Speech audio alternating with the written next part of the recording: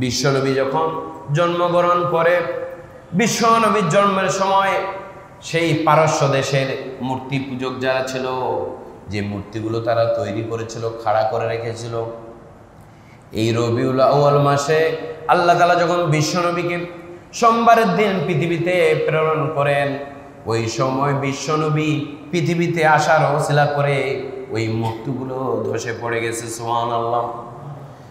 ওই যে পারস্যের লোকগুলো অগ্নি পূজা করত, তারা বিশাল গর্ত খনন করে কাঠের মধ্যে আগুন জ্বালিয়ে জ্বালিয়ে তারা আগুনের পূজা করত। আল্লাহ রাব্বুল আলামিনের হাবিব যখন পৃথিবীতে আসলো, আল্লাহ তাআলা হাবিবের ওসিলায় সেই অগ্নিকুণ্ড নিভিয়ে দিয়েছে। সুবহানাল্লাহ। প্রিয় ভাইয়ের আমার, পারস্যের এরকম প্রাসাদগুলো ছিল, এই প্রাসাদগুলো কাঁপতে কাঁপতে ভূমিকম্প হয়ে সেই প্রাসাদগুলো ভেঙে গেল। এর দ্বারা বোঝা গেল আল্লাহ তাআলার হাবিব আসলেন শিরক, বিদআত, মূর্তি পূজা এগুলো একেবারে ধ্বংস করার জন্য আল্লাহ তাআলা তার নবী মুহাম্মদুর রাসূলুল্লাহ সাল্লাল্লাহু আলাইহি ওয়াসাল্লামকে প্রেরণ করেছেন। সুবহানাল্লাহ। শিরক চলবে না, আলামত দেখিয়ে দিয়েছেন জন্মের সময়। বিদআত চলবে না, আল্লাহর সাথে কাউকে শরীক করা যাবে না, মূর্তি পূজা চলবে না, আগুনের পূজা চলবে না, এটা আলামত দেখিয়ে দিয়েছে।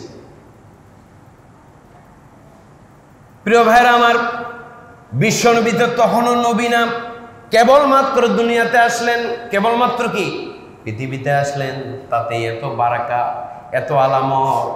বিশ্বনবী আসার কারণে হালিমাতুস সাদিয়া তার ঘর বরকতে পরিপূর্ণ হয়ে গেছে। সুবহানাল্লাহ।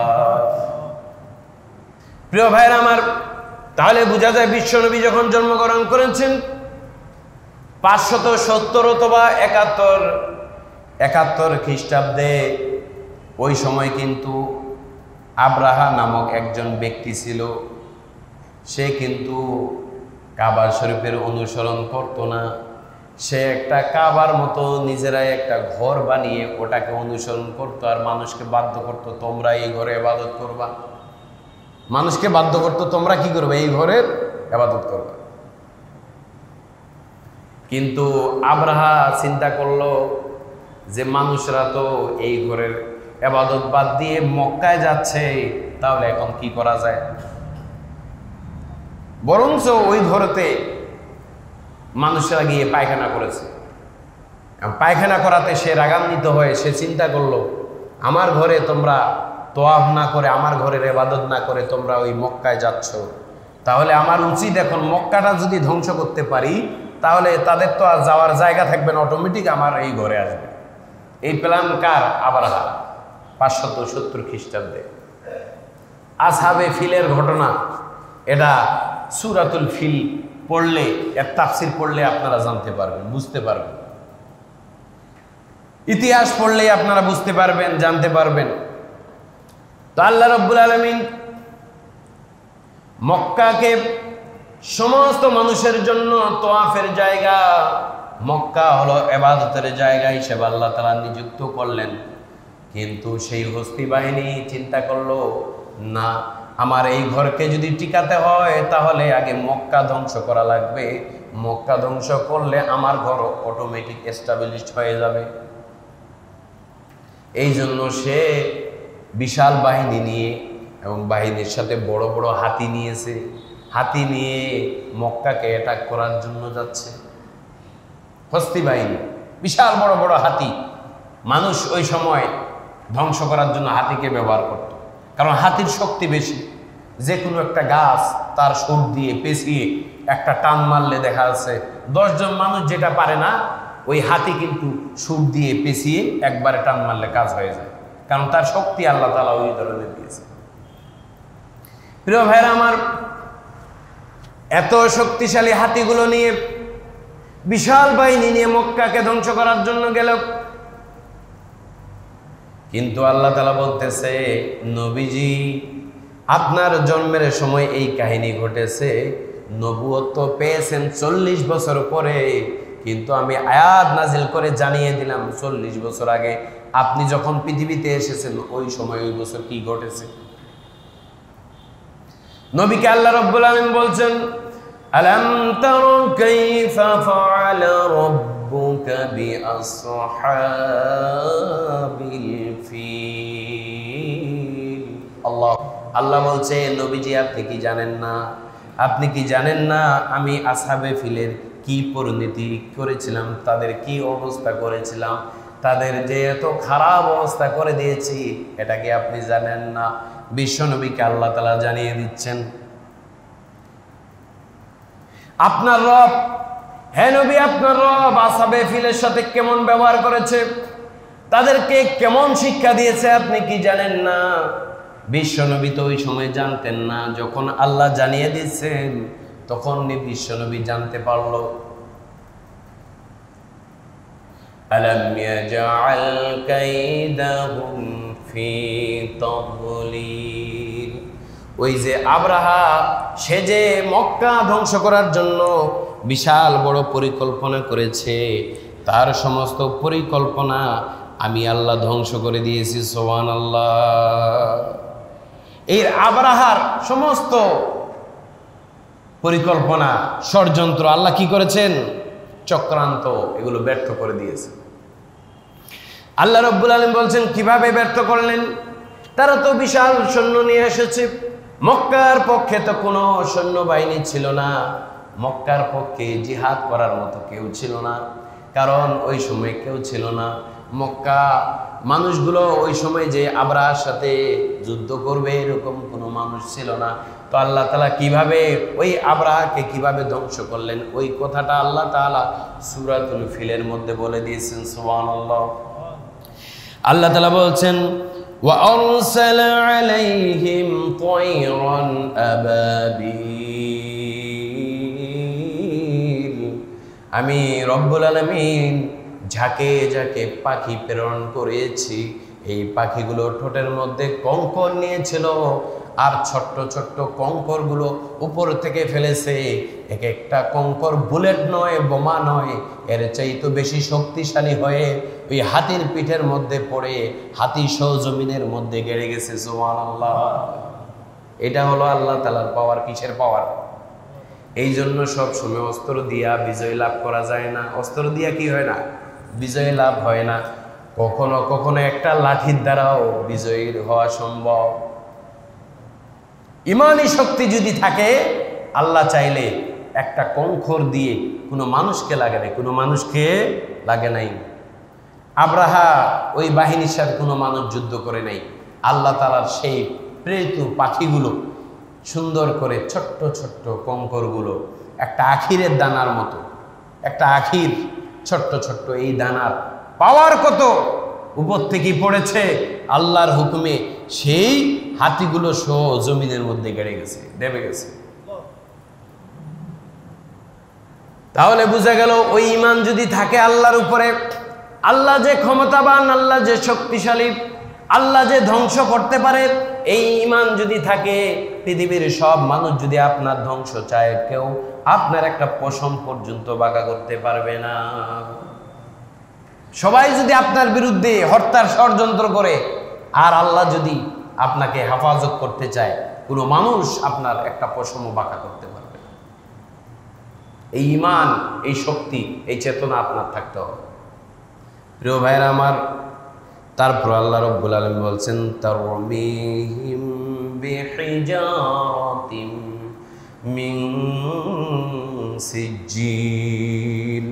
যারা তাদের উপর থেকে আখিরগুলো নিক্ষেপ করেছে, পাথরগুলো নিক্ষেপ করেছে, নিক্ষেপ করার কারণে কি পরিণতি হয়েছে আল্লাহ তাআলা পরের আয়াতের মধ্যে বলেন, ফাজআলাহুম কাআসফিম মাকুল।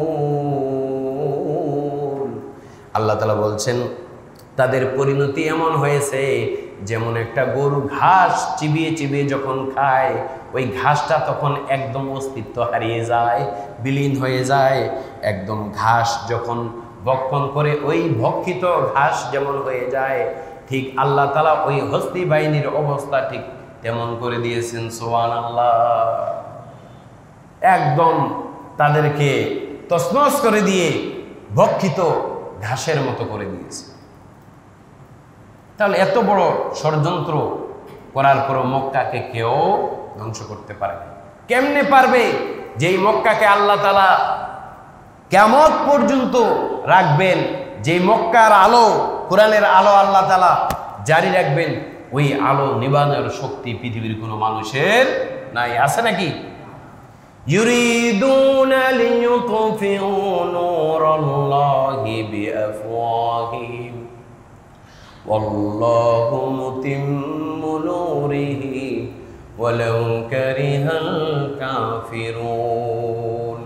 আল্লাহ তাআলা বলছে, যারা মুখের ফুৎকার দিয়ে আমার নূরকে, আমার আলোকে যারা নিভিয়ে দিতে চায়, মনে রাখবা তোমাদের মুখের ফুৎকার ব্যর্থ হয়ে যাবে।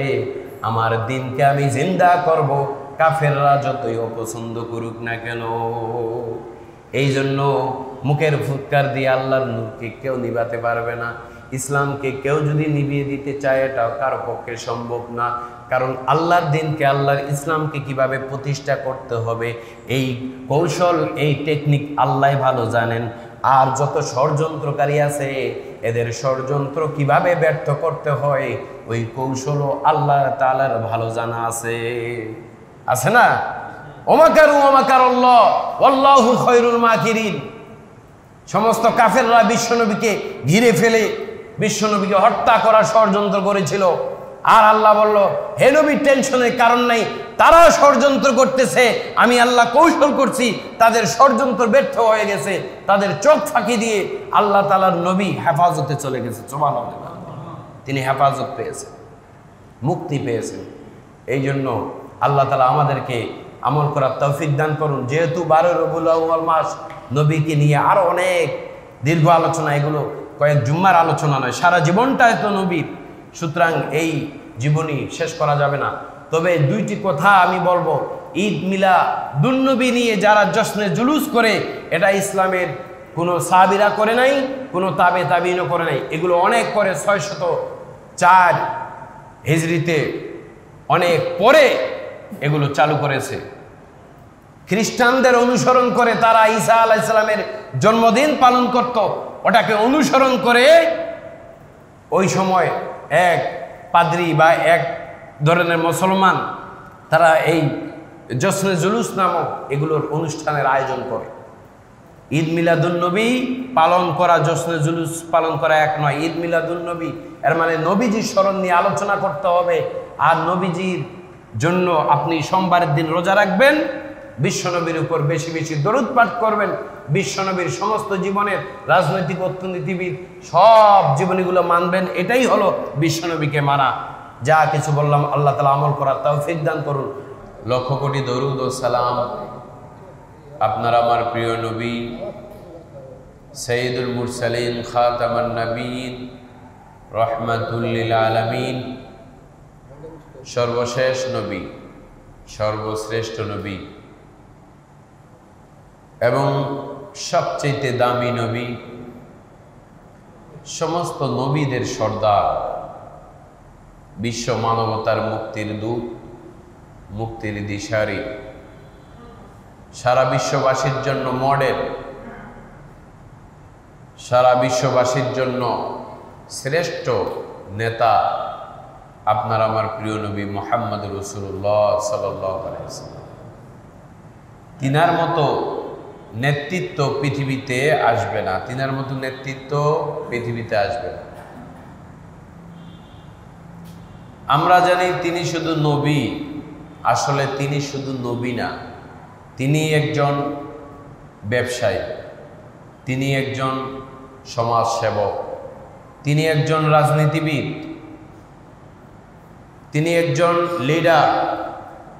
এইভাবে যদি তিনার গুণগুলো বর্ণনা করা হয়, হাজার হাজার সিফাত, হাজার হাজার গুণ তার নামের সাথে যুক্ত করা যাবে।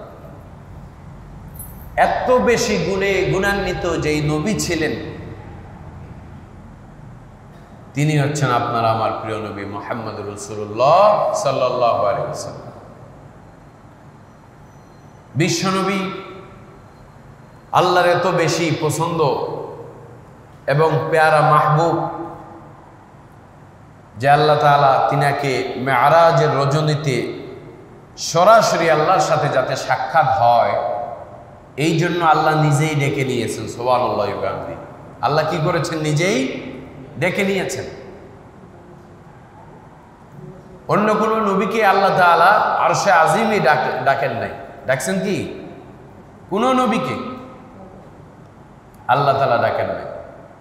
কিন্তু আপনার আমার প্রিয় নবীকে আল্লাহ তাআলা একদম 7 আসমান পার করে আল্লাহ তাআলা তার সেই আরশে আজিমে আল্লাহ তাআলা সরাসরি পর্দার আড়ালে আল্লাহ তাআলা বিশ্ব নবীর সাথে কথোপকথন করেছেন। সুবহানাল্লাহ বিহামদি। এর চাইতে আর কি হতে পারে? প্রিয় ভাইরা আমার, আপনার আমার নবী হলো প্রশংসার নবী। আপনার আমার নবী হলো সর্বশেষ নবী, সর্বশ্রেষ্ঠ নবী। আপনার আমার নবী হলো রহমতের নবী। আপনার আমার নবী হলো তাওবার নবী। আপনার আমার নবী হলো পৃথিবীর সমস্ত নেতাদের নেতা। আপনার আমার নবী হলো হাউজে কাউসারের পানি যার হাতে আল্লাহ তাআলা দিবেন, সেই হাউজে কাউসারের মালিক হলেন আপনার আমার নবী মুহাম্মদুর রাসূলুল্লাহ সাল্লাল্লাহু আলাইহি ওয়াসাল্লাম। সেই নবীকে নিয়ে কিছু গুরুত্বপূর্ণ কথা আজকের জুমায় হবে। রবিউল আউয়াল মাস, এই মাসে নবীর জন্ম হয়েছে। এই ঈদ মিলাদুন নবী, নবীর জন্ম নিয়ে কিছু গুরুত্বপূর্ণ কথা আজকের জুমায় আলোচনা হবে। ওমা তাওফীকি ইল্লা বিল্লাহ। তাহলে আমাদের নবীর গুণ বলে শেষ করা যাবে না। আমাদের নবী মানবতার মুক্তির দূত এবং শ্রেষ্ঠ বিচারক ছিলেন। শ্রেষ্ঠ কি? বিচারক। আমাদের দেশের বিভিন্ন দেশের বিচারপতি থাকে, জজ থাকে, বিচারক থাকে। নবীর বিচার সেটা সরাসরি হচ্ছে কোরআন থেকে, হাদিস থেকে। নবী কোরআন থেকে বিচার করেছেন। আর নবীর যে বিচার ছিল সেটা সরাসরি আল্লাহর ফয়সালা, আল্লাহর পক্ষ থেকে রায় শোনার পরে রাসূল সাল্লাল্লাহু আলাইহি সাল্লাম সেই রায় দিয়েছে। আর বিভিন্ন রাষ্ট্রের যেগুলো বিচারপতি থাকে, এদের বিচার হয় টাকার উপরে ডিপেন্ড করে অনেকটা। এদের বিচার হয় কিসের উপর ডিপেন্ড করে? অর্থের উপরে। যে বেশি টাকা ঢালে রায়টা তার দিকে যায়, তার পক্ষে যায়। যেই উকিলকে যত বেশি টাকা খাওয়াইতে পারবেন দেখবেন যে ওই পার্টি বেশি জিতে। এটা কি অবাস্তব না বাস্তব কথা? এটা বাস্তব কথা। এর মানে হলো রসুলের যেই শাসন, রসুলের যেই বিচার, ওই বিচার আজকে সমাজে এস্টাবলিশড নাই, প্রতিষ্ঠিত নাই। তিনি ছিলেন রাজনীতিবিদ। পৃথিবীর যত রাজনৈতিক দল আছে, যারা রাজনীতি করে, সমস্ত দলগুলো যেই নেতার আদর্শ গ্রহণ করে, ওই নেতাগুলো যদি আদর্শ গ্রহণ করে থাকে ভালো কোনো, সেটা বিশ্ব নবীর থেকে পেয়েছে। যেই নেতার আদর্শ গ্রহণ করে ভালো যে আদর্শগুলো, এই আদর্শগুলো কার ছিল? বিশ্ব নবী। এই জন্য রাজনীতিবিদ তিনি সবচাইতে শ্রেষ্ঠ। তার রাজনীতিতে কোনো রকম প্রতিহিংসা ছিল না। মানুষের কোনো অকল্যাণ হবে, মানুষের কোনো ক্ষতি হবে, এই রকম রাজনীতি তিনি করেন নাই। তিনি যে রাজনীতি প্রতিষ্ঠা করতে চেয়েছেন, যে কোরআনের রাজনীতি প্রতিষ্ঠা হবে, আর প্রত্যেকটা মানুষকে তিনি বুকে জড়িয়ে নিয়েছেন যাতে করে তারা ইসলামকে কবুল করে নেয়। সুবহানাল্লাহ। এটাই ছিল রাজনীতি। আর আমরা রাজনীতি করি সম্পর্ক নষ্ট করার। সম্পর্ক কি করার? বুকে জড়িয়ে ধরার নয়, সম্পর্ক নষ্ট করার। সিম্পল ভাবে আমি বলছি, একদম অল্প অল্প করে। তিনি প্রথমে যেটা বললাম, তিনি একজন কি ছিলেন? এর আগে কি বললাম? রাজনীতিবিদের আগে কি বলেছি? আলোচনা কি মনে নাই? হ্যাঁ, যা হোক, রাজনীতিবিদ যে তিনি ছিলেন, সফল রাজনীতিবিদ, সমাজসেবক, এবং তিনি হলেন সমস্ত নবীদের সর্দার। তিনি হলেন একজন সফল নেতা। কি নেতা? সফল নেতা। তিনি ছিলেন অর্থনীতিবিদ। ওই সময়ে অর্থনৈতিক যত অপকর্ম সেগুলো বন্ধ করার পদক্ষেপ তিনি নিয়েছিলেন, এবং রাজনীতি কিভাবে ভালো হয়, অর্থনীতি কিভাবে সচল হয়, এগুলোর পদক্ষেপ, এই রাস্তাগুলো তিনি দেখিয়ে দিয়েছেন এবং তিনি নিজেই এগুলোর ভূমিকা পালন করেছেন। সমাজের সেবা, এই সেবামূলক কাজগুলো বিশ্বনবী নিজেই নিজ হাতে করেছেন। তৎকালীন যুগে 1400 বছর আগে এত আধুনিকতা ছিল না, বাট ওই সময় যা ছিল, ওই সময় বিশ্বনবী সবচাইতে শ্রেষ্ঠ মানুষ, শ্রেষ্ঠ নেতা, শ্রেষ্ঠ অর্থনীতিবিদ, শ্রেষ্ঠ রাজনীতিবিদ, শ্রেষ্ঠ সমাজ সেবক তিনি ছিলেন ওই সময়। তাহলে কি ওই সময়কার তিনি শ্রেষ্ঠ, বর্তমানে কি তিনি অশ্রেষ্ঠ, এরকম কি? বিষয়টা এরকম না। তিনি যেই বর্ণনা এবং তিনি যেই শ্রেষ্ঠত্ব দেখিয়ে দিয়েছেন পৃথিবীতে, আর ওই রকম শ্রেষ্ঠ নেতা পৃথিবীতে আর তৈরি হবে না। অনেকে আমরা শুধু রসুলের জীবনী থেকে, শুধু রসুল কিভাবে জন্মগ্রহণ করেছেন, কোথায় লালন পালন করেছেন, কি খেয়েছেন, কার বাড়িতে ছিলেন, এই ইতিহাসগুলো শুনি, কিন্তু তিনি সমাজের মধ্যে অন্যায় অত্যাচার দূর করার জন্য কি ভূমিকা পালন করেছিলেন, সমাজে রাজনৈতিক কি ভূমিকা পালন করেছিলেন, নেতৃত্বে তিনি কি ভূমিকা পালন করেছিলেন, অর্থনৈতিকভাবে তিনি কি ভূমিকা পালন করেছিলেন, এই বিষয়গুলো আমরা জানি না, এই বিষয়গুলো আমরা খেয়াল করি না। অথচ তার জীবনের একটা বড় অংশ হলো এই পাঠগুলো। এই পাঠগুলো তার জীবনের একটা বড় অংশ। এই পাঠগুলোকে বাদ দিয়ে তিনি শ্রেষ্ঠ হন নাই। আল্লাহ রাব্বুল আলামিন বলছেন, লাকাদ কানা লাকুম ফি রাসূলিল্লাহি উসওয়াতুন হাসানা। আল্লাহ রাব্বুল আলামিন বলছেন, ও পৃথিবীবাসী, তোমাদের জন্য উত্তম আখলাক, উত্তম চরিত্র রেখে দিয়েছি বিশ্বনবীর চরিত্রের মধ্যে। সুবহানাল্লাহ। বিশ্বনবীর আখলাক থেকে, বিশ্বনবীর চরিত্র থেকে আপনি আমি আমাদের জীবনে সবচাইতে শ্রেষ্ঠ চরিত্র গ্রহণ করতে পারি, সেই সুযোগ আল্লাহ তাআলা করে দিয়েছেন। সুবহানাল্লাহ। কার চরিত্র থেকে? বিশ্বনবীর চরিত্র থেকে, বিশ্বনবীর জীবনী থেকে আমরা উত্তম চরিত্র কি করতে পারি? গ্রহণ করতে পারি, সেই সুযোগ আল্লাহ করে দিয়েছে।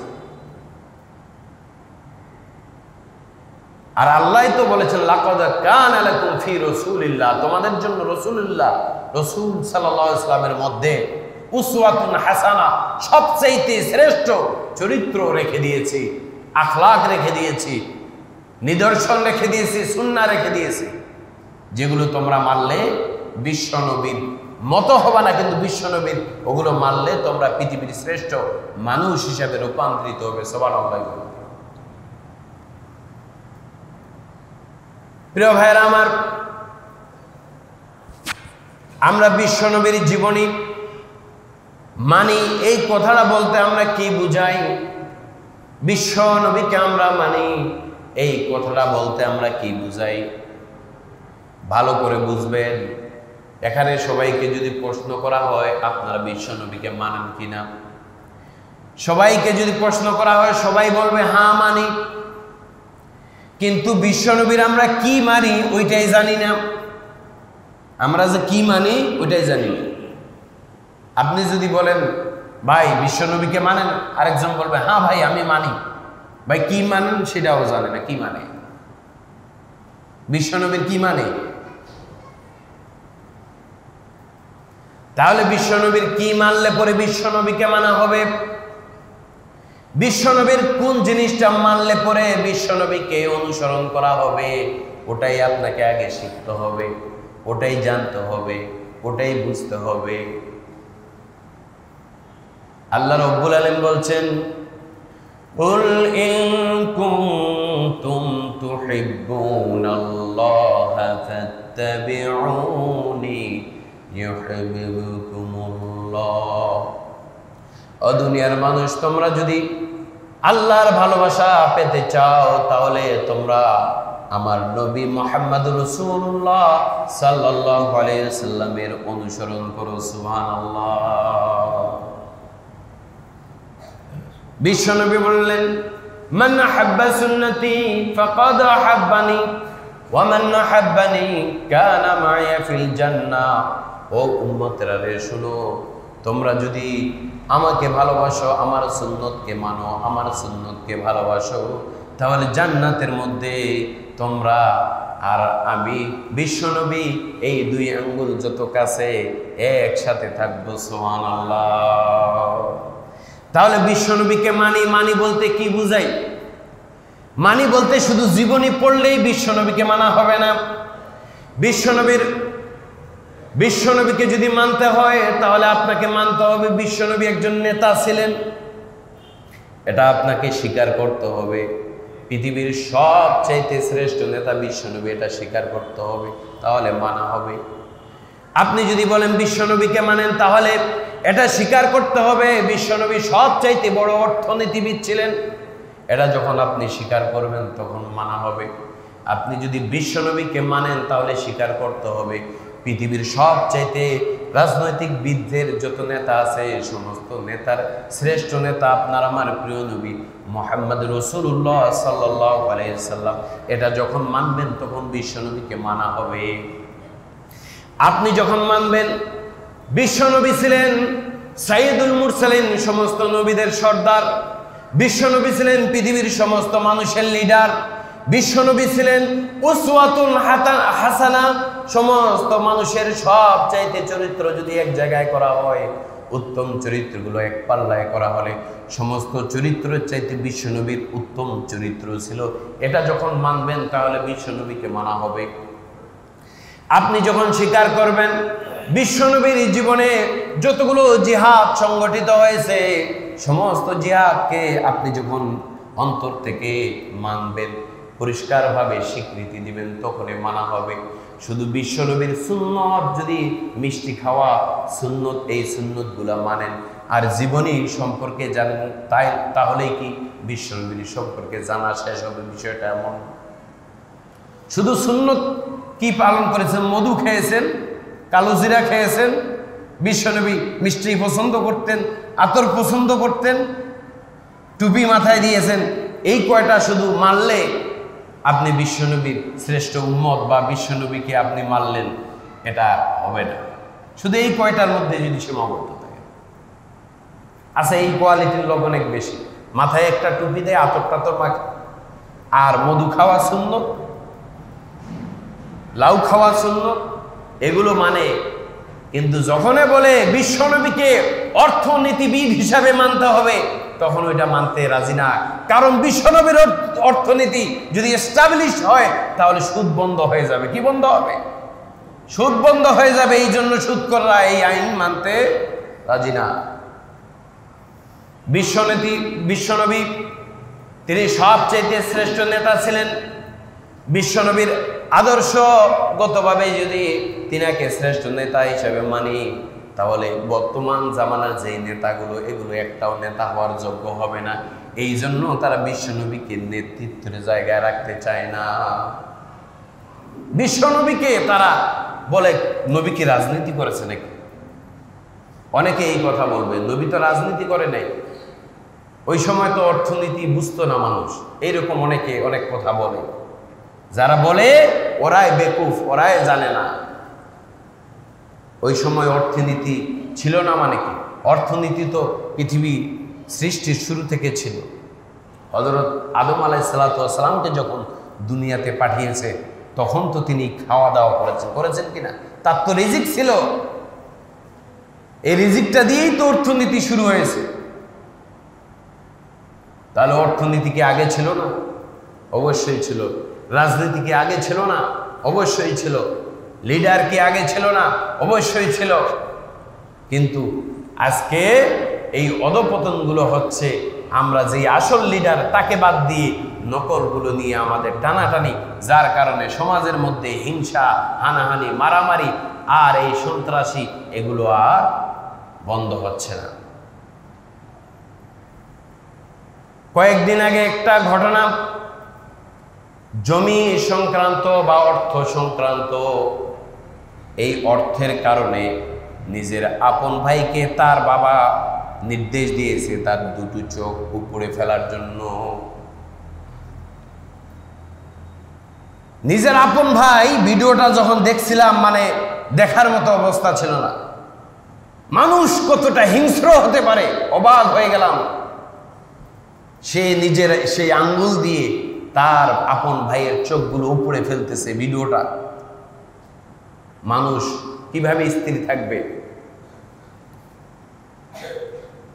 এটা কোনো মানুষের কাজ হতে পারে? সামান্য দুনিয়ার অর্থের লোভে আমি তো মনে করি ওদের ভিতরে সামান্য পরিমাণ ঈমান নাই। যদি ঈমান থাকতো, আল্লাহকে ভয় করতো, জীবনে এই কাজ করতে পারত না।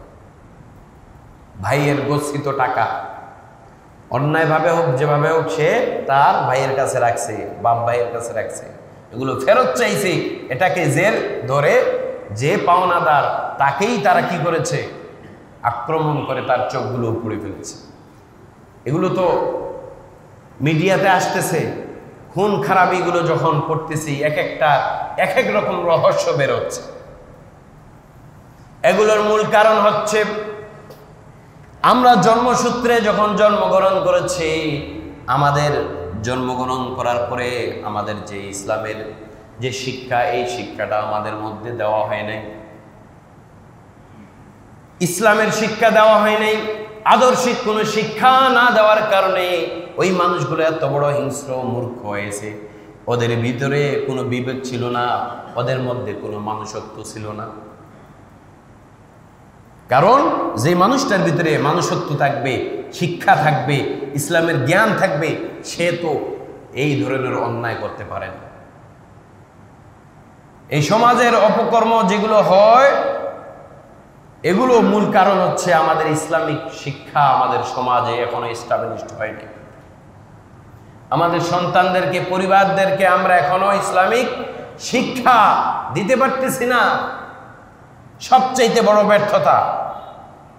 আজকে যদি আপনি আপনার সন্তানকে ইসলামী শিক্ষা না দেন, অবশ্যই ধরা খাবেন।